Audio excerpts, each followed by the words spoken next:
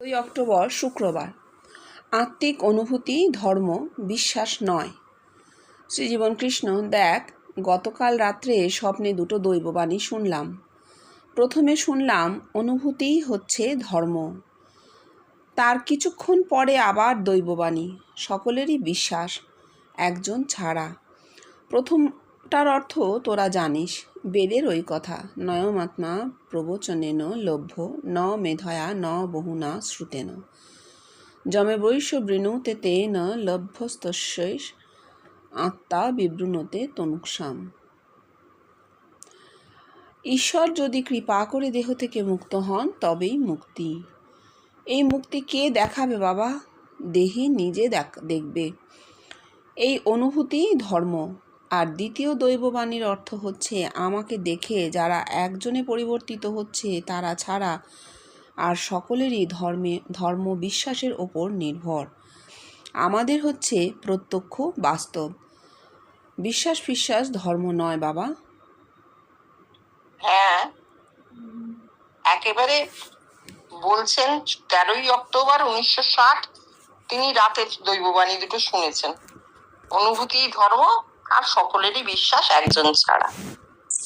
এবং তার মানে উনি নিজেই বলে দিয়েছেন। আমাদের আর এর ব্যাখ্যার কোনো প্রয়োজন আছে কি? আমার তো মনে হচ্ছে না। বরঞ্চ আমরা এই সময়টায় দাঁড়িয়ে বলতে পারি যে আমাদের কি হচ্ছে। জগতের কথায় যাওয়ার তো দরকার নেই, কারণ জগৎ কতটুকু গা ঠাকুরের কথায় বলতে হবে। জগৎ সম্পর্কে আমাদের জ্ঞান কতটুকু? যতই রিফ্লেক্টেড ওয়ার্ল্ড হোক, আমার রিফ্লেকশনেই এই জগৎ, কিন্তু সে তো নির্গুণ থেকে রিফ্লেক্ট করছে, তাই না? আমার ভেতরে যে নির্গুণ, সেইটা প্রতিফলিত হয়ে এই সগুণ জগৎ দেখা যাচ্ছে। সুতরাং জগৎ সম্পর্কে বলা যাবে না, তাহলে নিজের সম্পর্কে বলতে হবে। আমি আমার সম্পর্কে বলতে পারি আমাদের ধারণা কি হচ্ছে। অনুভূতি ধর্ম, অনুভূতি হচ্ছে ধর্ম। সে একটা অনুভূতি হতে পারে, অনেক অনুভূতি হতে পারে, বা ভেতরে অনুভব করা, ভেতরে অনন্তের অনুভব হওয়াই ধর্ম। এটা তাহলে তার কথার এটা একটা অর্থ দাঁড়ায় এই সময় দাঁড়িয়ে। আর দ্বিতীয় কথা, সকলেরই বিশ্বাস একজন ছাড়া। বাইরে যে জগতে আমরা যে দেখছি ধর্মের যে ভীষণ বিপুল উৎকট প্রকাশ, হলুদ রঙের লাল রঙের সিঁদুর, টিকা টেনে, গলায় মালা পরে, রাস্তায় গড়াগড়ি খেয়ে হঠাৎ একটা উৎকট আকার ধারণ করেছে। কিন্তু এই জিনিসটা অস্বীকার করা যাবে না। সমস্ত মানে সব ধর্ম নির্বিশেষে একটা উৎকট আকার ধারণ করেছে সবাইয়ের।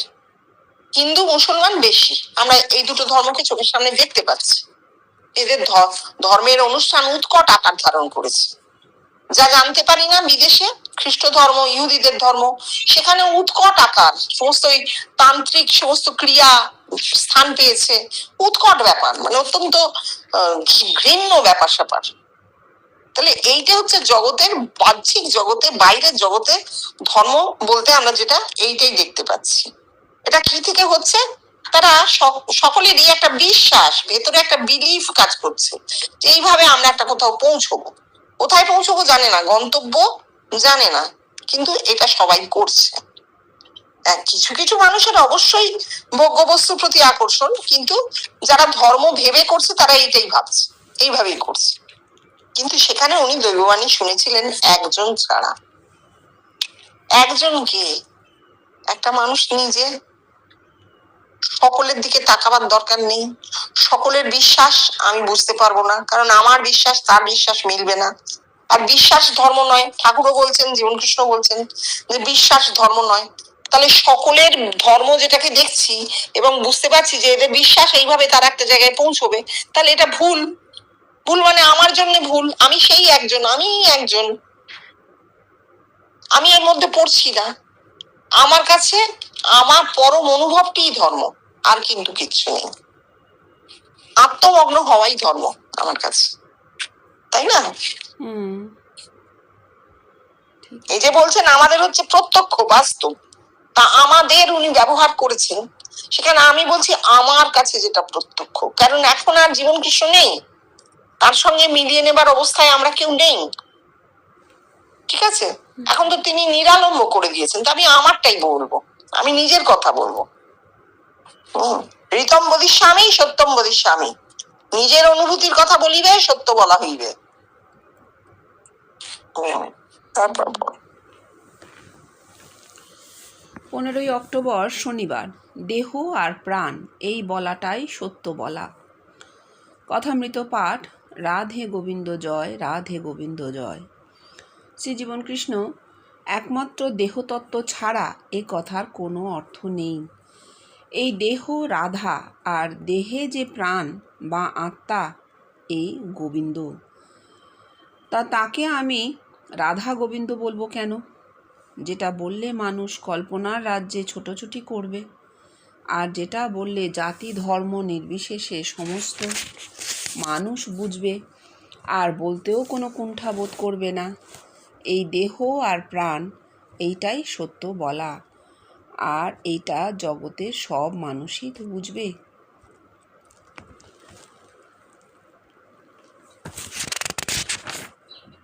বলছেন আসলে কেন এটাকে ওনাকে কাটতে হচ্ছে। দেখো, রাধে গোবিন্দ দুটোই কিন্তু শুধু হিন্দু ধর্ম না, তার মধ্যে আবার পৌরাণিক ধর্ম ঢুকে গেছে না। রাধা গোবিন্দ, বিষ্ণু পুরাণ, গৌড়ীয় বৈষ্ণব ধর্ম ঢুকে গেছে। এই রাধা গোবিন্দ বললে সেটা তো একটা গোষ্ঠীর মধ্যে আটকে যাচ্ছে এবং কল্পনার রূপ ধারণ করবে। সেইটাকে উনি কাটছেন। রাধা হচ্ছে দেহ, গোবিন্দ হচ্ছে আত্মা। এইটা বললে কিন্তু সবাই বুঝতে পারবে। যারা রাধা কি গোবিন্দ কি জানে না, এসব কল্পনা রূপক যারা জানে না, তারা হয় জিনিসটাকে ফেলে দেবে, আর না হলে বলবে কি জানি কি সব কাল্ট। আর যারা বুঝতে চেষ্টা করবে, চাইবে, তাদেরও মাথায় চট করে এটা ফুটবে না, কারণ সেই সংস্কারটা তাদের নেই। রাধা গোবিন্দর পৌরাণিক সংস্কার তার মাথায় নেই।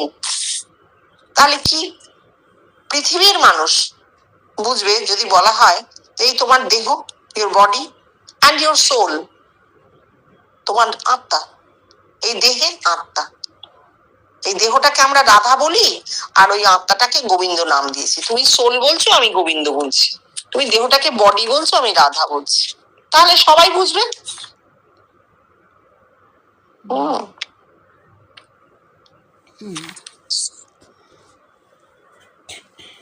ধীরেন, তাহলে তো লোককে বলতে হবে জয় আমার, জয় আমার। শ্রীজীবন কৃষ্ণ তা অত ভায়া মিডিয়ায় আসার কি দরকার? ঋষি কেমন স্ট্রেইট বলছে তত্ত্বমসি সশরীরাৎ সমুত্থায়। আর যদি কেউ বলে আমার ওতেই সব হবে, যেমন কথায় বলে গরিবের রাংতাই সোনা, তার উত্তরে তাকে বলতে হবে ওগো, রাংতা রাংতাই থাকে, সে কখনো সোনা হয় না। যদি বলে আমার মনে সেই সোনা, তখন তাকে বলতে হবে আগে তোমার মনকে জানো। যে মন তোমার রাংতাকে সোনা দেখায়, সেই মনই যখন রাংতাকে রাংতাই দেখাবে, তখনই তোমার মনকে জানতে পারবে, তার আগে নয়। এখন প্রশ্ন, সেই মন কি করে পাই?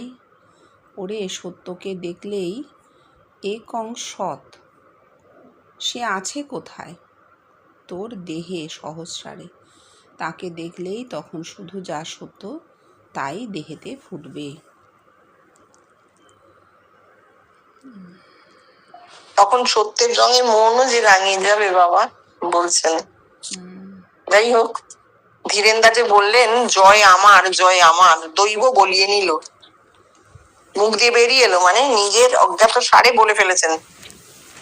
জীবন কৃষ্ণ বলছেন অত ঘুরে বলবার কি আছে, ঋষি তো বলেইছেন তত্ত্বমসি সশরীরাৎ সমুত্থায়। এগুলো তো ঋষি বাক্য রয়েছেই।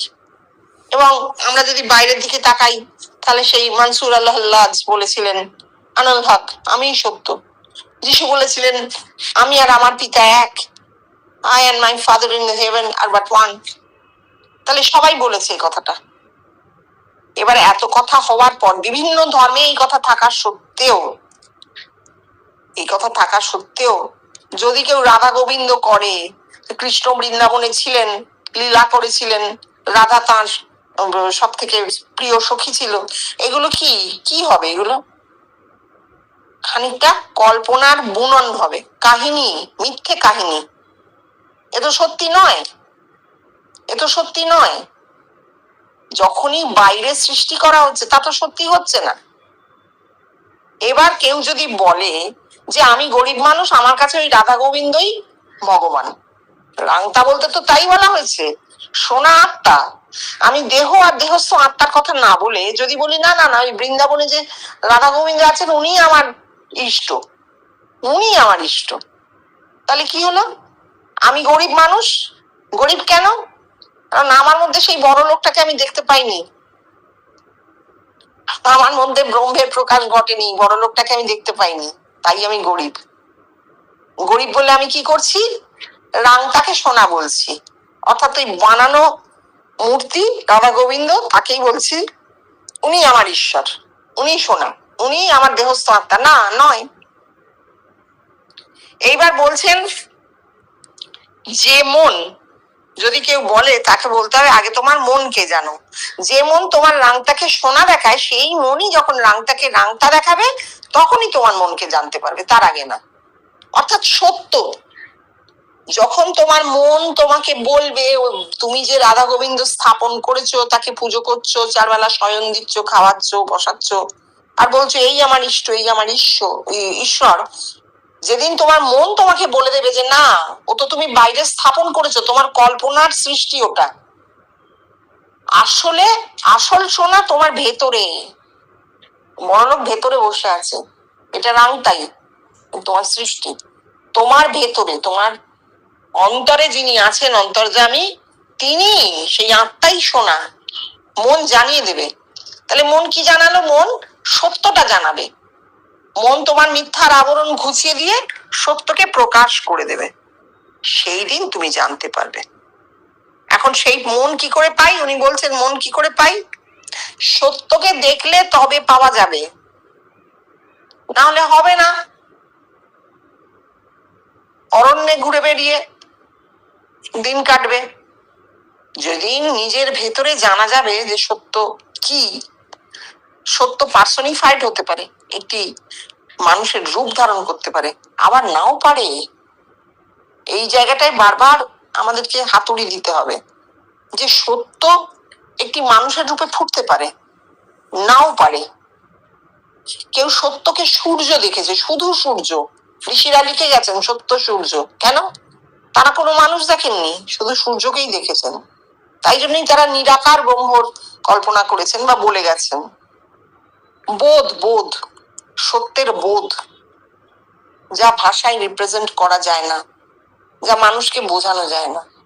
একটা খুব সোজা জিনিস হচ্ছে একটা মানুষ মৃত্যু শয্যায় শুয়ে প্রচন্ড মৃত্যু যন্ত্রণা পাচ্ছে, আমরা পাশে দাঁড়িয়ে দেখছি, আমাদের কষ্ট হচ্ছে দেখতে, আমরা বলছি আরে মানুষটা আর বাঁচবে না গো, এইবার চলে যাবে, কি কষ্ট পাচ্ছে, চলে যাক। এটা কি বলছি? ওই মানুষটার বেদনা বা মৃত্যু যন্ত্রণা কি আমরা কেউ বুঝতে পারছি না? তার ওই চোখে জল বেরোনো, তার শরীরের তোমরানো মোচড়ানো দেখে আমরা ধারণা করছি যে এইটাই তার মৃত্যু যন্ত্রণা, কিন্তু তার যে কি হচ্ছে ভেতরে সেটা আমরা কোনোদিনও বুঝতে পারবো না, কেউ পারে না। প্রত্যক্ষ অনুভূতি একেই বলে। ঠিক সেই রকম যে সত্য আমাকে জানিয়ে দেবে ভেতরে যে বোধে, তার যে সবসময় রূপ হবে তা নয়, বোধ হতে পারে, আর সেই বোধের রিপ্রেজেন্টেশন হয় না, বোঝানো যায় না মানুষকে। সেই জন্যই ঋষিরা বলেছিলেন অবাং মানস গোচরম, ভাষায় বাক্যে মনের দ্বারা জানানো যায় না। একদম সত্যি, অত্যন্ত সত্যি কথা। এবার বলছেন, উনি বলছেন তোর দেহে সহস্রারে দেখলে তখন যা শুধু যা সত্য তাই দেহেতে ফুটবে, তাকে দেখলে, সেই এককে দেখলে। সেটা তিনি তখন বলেছেন, তার কারণ তাকে দেখা চলছে, সত্য একটি রূপ নিয়ে ফুটেছে, পার্সনিফাইড হয়ে গেছে, ট্রুথ পার্সনিফাইড হয়েছে। কিন্তু এটা আমাদের মনে রাখতে হবে যে বিবর্তন অনাদি অনন্তকাল ধরে চলছে, সেখানে সত্য কোনো স্থির বস্তু নয়, সত্য কিন্তু বিবর্তনের সঙ্গে সঙ্গে বিবর্তিত হচ্ছে, dynamic. Truth is dynamic, truth কখনোই স্ট্যাটিক নয়। শ্রীরামকৃষ্ণ, তাঁর গুণ কোটি বৎসর বিচার করলেও জানতে পারা যায় না। শ্রীজীবন কৃষ্ণ ব্যাখ্যা দে। প্রথমেই দেখ, তাঁর বলে কিছু নেই, সেটা তাঁর নয়, এই দেহের গুণ। এই দেহের যে কি অনন্ত শক্তি আছে, কি অপরিসীম গুণ আছে, তা তোদের বুঝিয়ে বলতে পারবো না। দেখ, এই পঞ্চকোষের সাধন তিল তিল করে এই দেহেতেই হয়েছে। বেদ তোদের পঞ্চকোষ বা সপ্তম ভূমির কথাই বলে গেল। সেই সব স্তরে যেসব অনুভূতি আছে তার কথা বলে গেল না কেন? দেহ দেয়নি তাদের। আত্মা সাক্ষাৎকার সেও এই দেহেতে হয়েছে।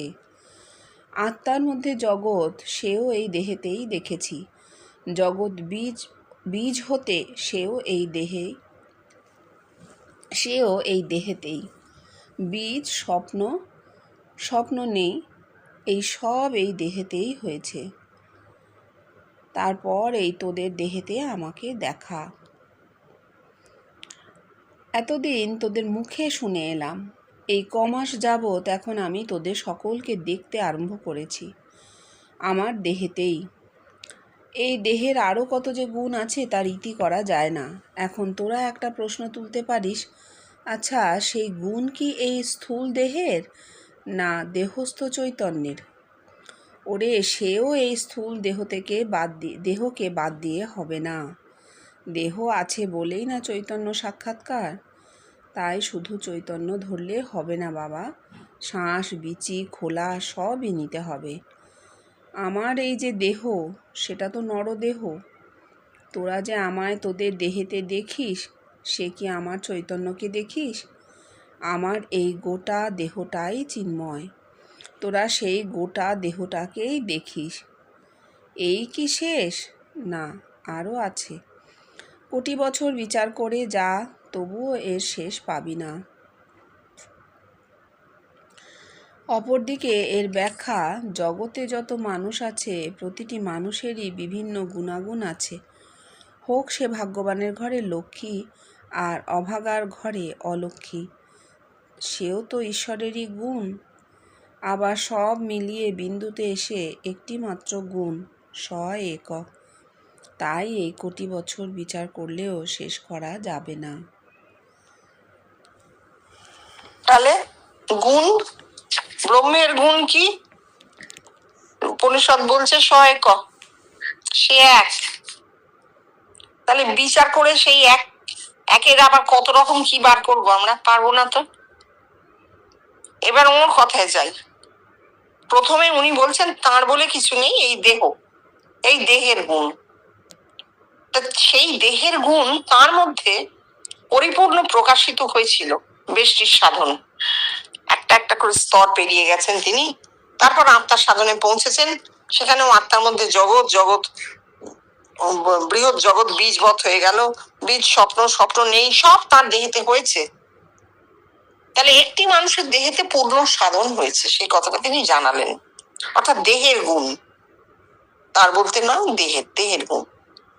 কিন্তু আমাদের ক্ষেত্রে তো আর দেহের গুণ নয়, আমাদের তো দেহের সাধন নয়। আমাদের কি হচ্ছে, তার আত্মার সাধন শুরু হয়েছিল। আত্মা এক, সেই একের সাধন যখন হয় তখন জগৎ জুড়ে মানুষই তো সেই এক।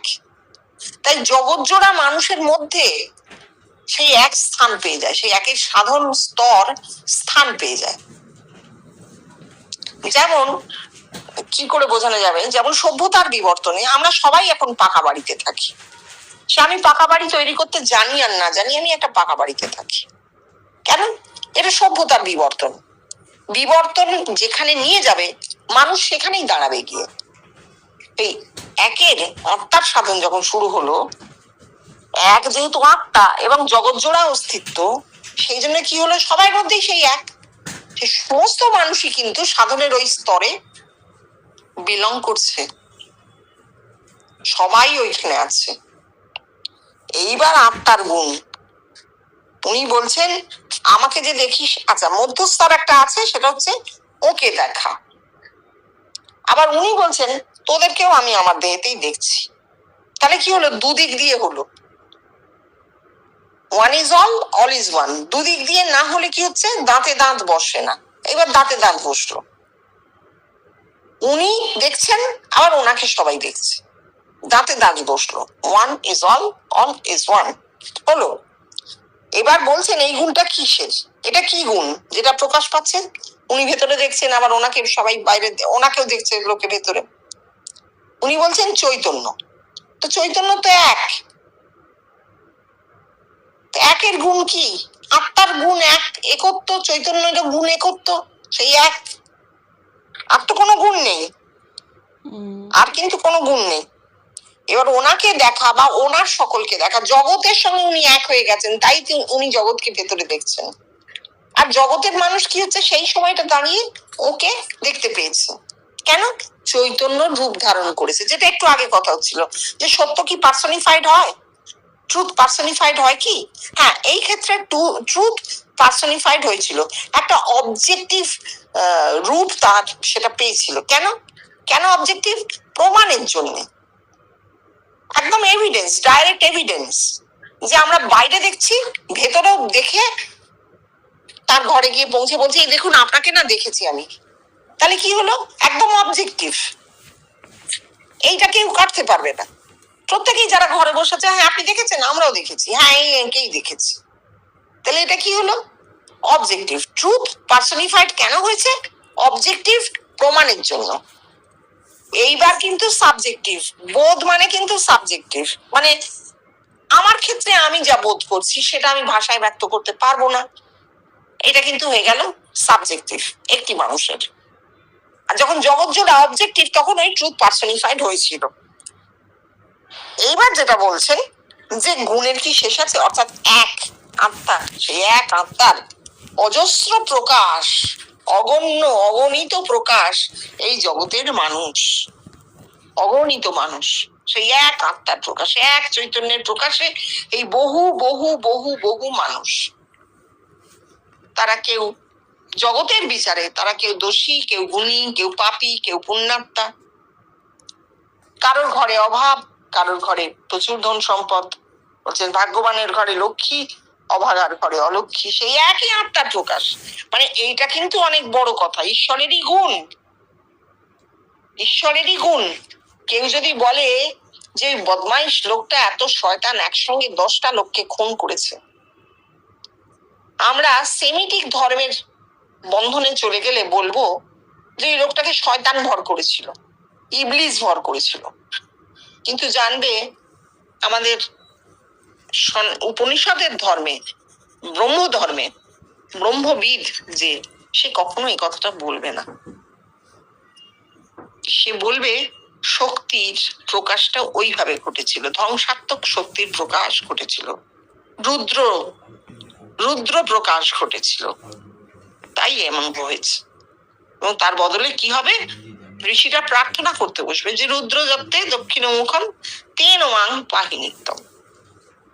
রুদ্র তোমার এই রূপ সংবরণ করো, ব্রহ্ম তোমার রুদ্র রূপ সংবরণ করো, তোমার কল্যাণময় রূপ দেখা দাও।